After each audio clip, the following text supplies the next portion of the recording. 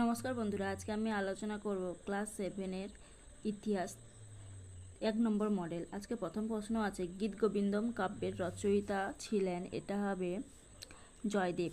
তারপর আছে, বিক্রমশীল মহাবিহার প্রতিষ্ঠা করেন ধর্মপাল। মাওয়ালিরা ছিল, এটা হবে পদাতিক সৈন্য। হুমায়ুন নামার রচয়িতা ছিলেন, এখানে হবে গুলবদন বেগম। তারপরে কোশ্চেন আছে, পানিপথের প্রথম যুদ্ধ হয়, এটা হবে 1526 খ্রিস্টাব্দে। বাজার দর নিয়ন্ত্রণ করেন, এটা হবে আলাউদ্দিন খলজি। সুফিরা গুরুকে মনে করত পীর। কৃষ্ণদেব রায় কোন বংশের রাজা ছিলেন, এটা হবে তুলুক বংশ। বেকার সমস্যা সমাধানের জন্য একটি দপ্তর খোলেন ফিরোজ শাহ তুগলক। পৌরসভার প্রধানকে বলা হয় পৌরপ্রধান। তারপর শূন্যস্থান পূরণ দেখো, দক্ষিণ ভারতে ব্রাহ্মণদের জমিদানের ব্যবস্থাকে বলা হতো ব্রহ্মদেয়। তারপর হচ্ছে Sher Shah grand tank road নির্মাণ করেন। তারপরে কোশ্চেন দেখো, শিবাজি 8জন মন্ত্রীকে অষ্টপ্রধান বলা হতো। তানসেন ছিলেন একজন বিখ্যাত সঙ্গীতজ্ঞ। ভারতের সংবিধান পৃথিবীর বৃহত্তম সংবিধান। তারপর কস্তম্ভ দেখো, এখানে যে শ্রীকৃষ্ণ বিজয় হবে মালাধর বসু।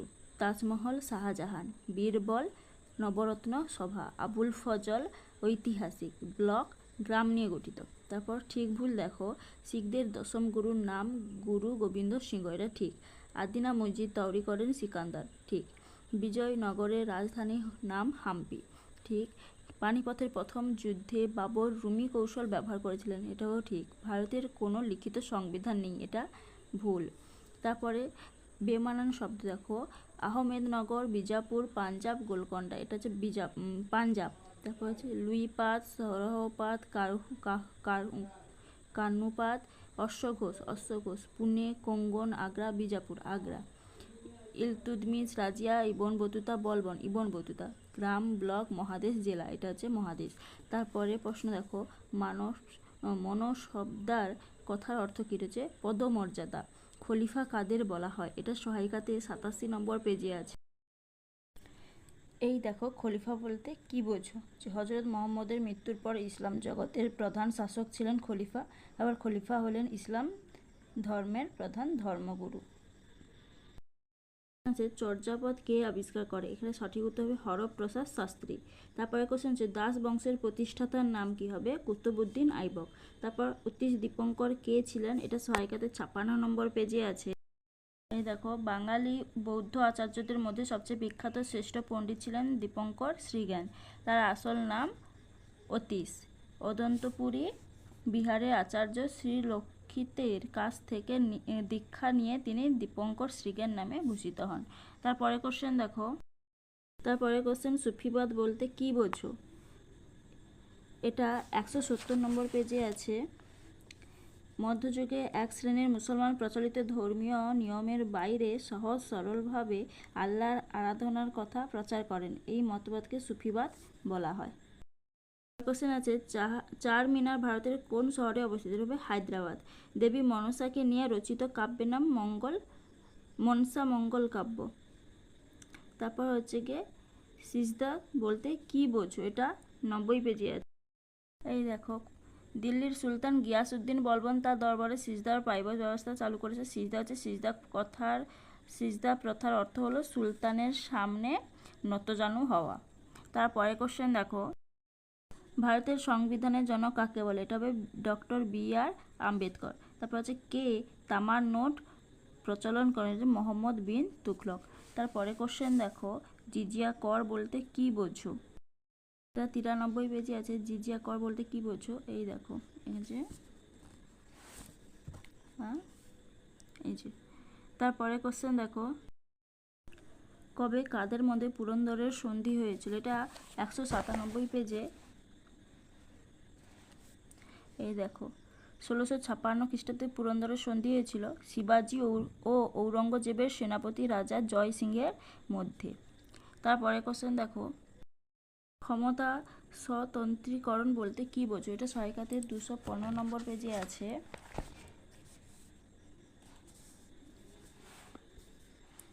এই দেখো, ক্ষমতা স্বতন্ত্রীকরণ বলতে কি বোঝো? এইটা। তারপরে কোশ্চেন দেখো, সুলতান ইলতুৎমিশের সামনে প্রধান 3টি সমস্যা কী ছিল? এই কোশ্চেন দেখো, সুলতান ইলতুৎমিশের প্রধান সমস্যাগুলি কী কী ছিল?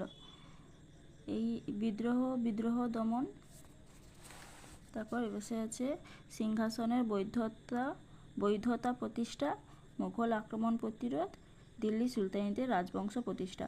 এইগুলো ছিল 4টা, তার মধ্যে এখানে 3টা লিখতে বলেছে, এইগুলো লিখলে হবে। তারপরে কোশ্চেন আছে গিয়ে দিনহি ইলাহি বলতে কি বোঝো? এই দেখো, সুলহ ই কুল বা দিনই ইলাহি, এইটা। তারপরের কোশ্চেন দেখো, সরকারের কটি ভাগ ও এই ভাগগুলি কোনটি কি কাজ করে? এটা 211 নম্বর পেজে আছে। এই দেখো, সরকারের 3টি ভাগ,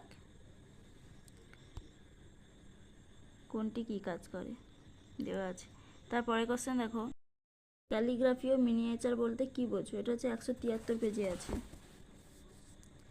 এই যে ক্যালিগ্রাফি, এই হচ্ছে মিনিয়েচার।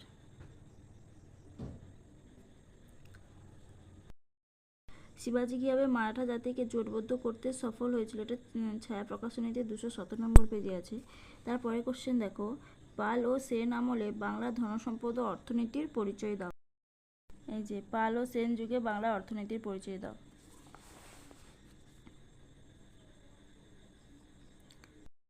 পরের কোশ্চেন দেখো, বাবরের নেতৃত্বে মুঘল সাম্রাজ্যের প্রতিষ্ঠার ইতিহাস সংক্ষেপে লেখো। এটা সহায়িকাতে 108 নম্বর পেজে আছে। এই দেখো, বাবর কীভাবে ভারতে মুঘল সাম্রাজ্য প্রতিষ্ঠা করেছিল, এইটা। তারপর কোশ্চেন আছে, শের শাহের শাসন ব্যবস্থা সম্বন্ধে যা জানো লেখো। এই দেখো, শের শাহের শাসন ব্যবস্থায় কী কী মানবিক চিন্তার পরিচয় তুমি পাও তা লেখো, এইটা হবে।